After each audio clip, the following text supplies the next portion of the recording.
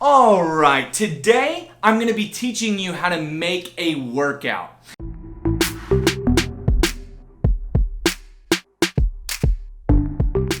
Hey, my name is Connor and I am your online personal trainer. And if you're like me, maybe you played sports in high school, you worked out in high school, but now you're out of high school, maybe you're working your first job, and you've kind of gotten out of shape. Maybe you've gained a few pounds, or maybe you just feel like you're out of shape. And you want to get back into working out, but you don't want to spend a whole lot of money. So maybe tell me if that sounds like you. If that is you, then you've come to the right place, because I'm going to be showing you how you can make your own workout plan in the next few weeks. Today, however, is all about making one individual workout. So we're going to break down how to make a workout, and actually at the end of this video I'm going to give you a full workout. So make sure you stay till the end to see that. First of all, we already talked about in last week's video about the 3 things that you need before you start designing any workout plan. You need your goal for that workout plan. You need to make sure it fits your lifestyle. Now, we're not going to talk about that in this video. If you want to see that, click the card right here and check that video out, and then come back and watch this video. So before we talk about designing a full workout plan, I know in that last video, I talked about I was going to be posting a video about how to design your full workout plan that next Friday. I actually ended up bumping that because I felt like this video needed to be right in the middle of that. Right in the middle of these 2 videos, to make sure that you have a full understanding of building a workout plan.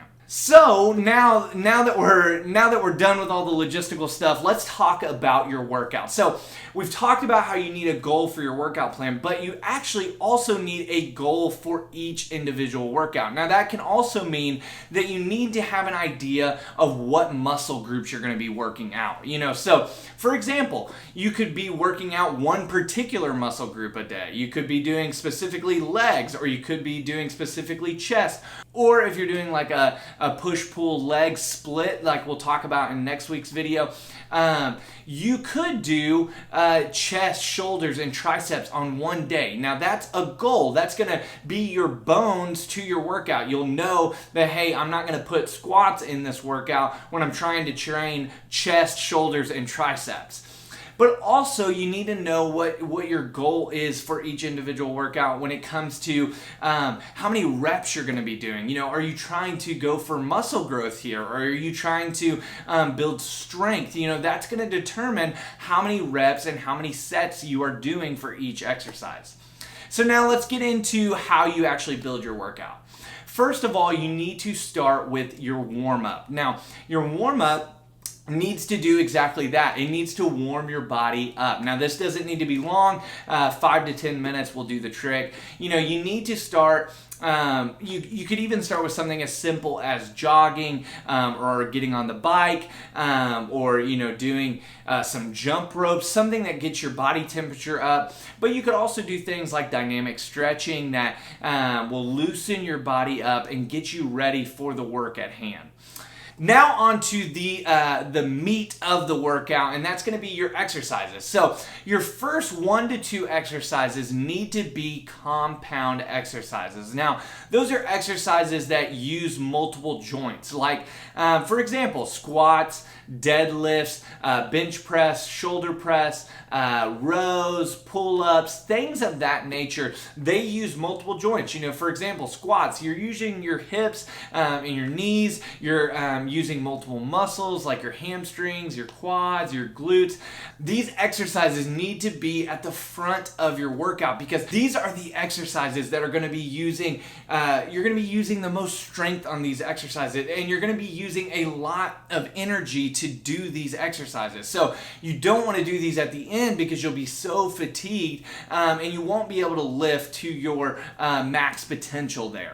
And guys, let me tell you, your workouts need to be unique to you. And so when I'm putting kind of the bones together of this video, I don't want you to see this as like, hey, I'm not making a good workout if I don't make it exactly as Connor told me. That's not what I'm trying to accomplish here. I'm trying to give you kind of just a framework to think through, but then to put your own creative twist to it. That's what's great about fitness, is we all get to be creative. We all get to be ourselves ourselves when it comes to working out. If you don't enjoy just going in and lifting weights, maybe you want to do some more calisthenics things. This video will help you do that, help you build calisthenic workouts.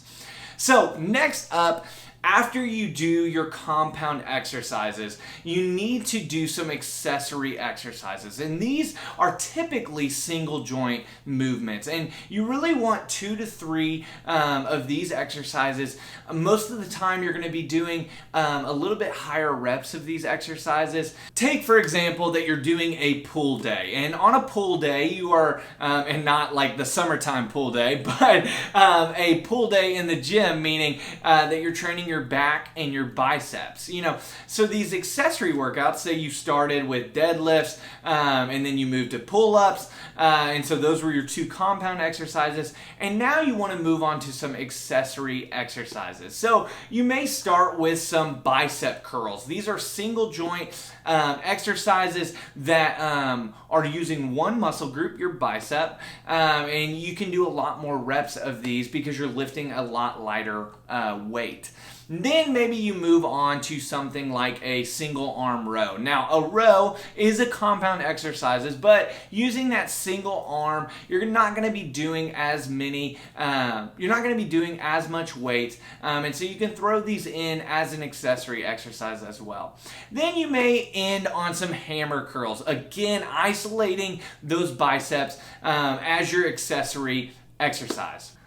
After you do your accessory exercises, after you do your single joint exercises, you are basically done. Now you just need to cool down, and typically you can cool down either maybe on a treadmill, maybe doing a light run, anything that you want to do to kind of let your body cool down, maybe catch your breath, and ease back into the real world. Now, that seems pretty simple, but again, I want you to think creatively. Like, this is just the bones of a workout, and obviously I'm going to give you a workout here in just a minute, but these are just the bones of the workout. So for all of you heroes who are thinking, wait, I don't have a gym to work out in, I work out at home, how can this apply to me? You've been talking about all these exercises that can only be done in the gym, but how does this apply to me?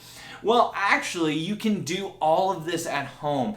You can make a workout just like this at home because you can do compound exercises at home, like push-ups and pull-ups and squats. You can do all of those things at home. And then you can do some accessory exercises like, tricep extensions or bench dips or even your glute bridges, things like that, to do at home to complement those compound exercises. So you can absolutely apply this to your home exercises as well. Now, heroes, I want to give you kind of a sample workout for you.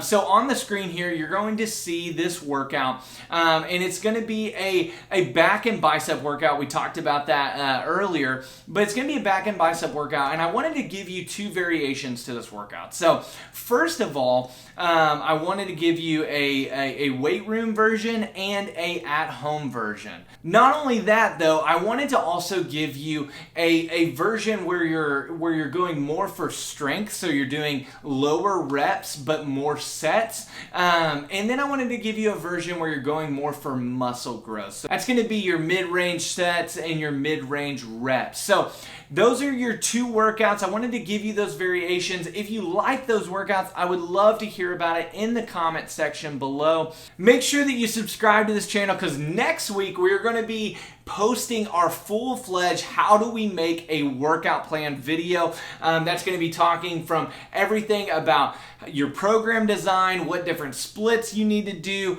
how many reps, how many sets do you need to do for each workout, and really we're going to take the things that we've talked about in the last 2 videos and really apply it to building a full-fledged workout plan for you guys. So make sure to subscribe so that you don't miss that.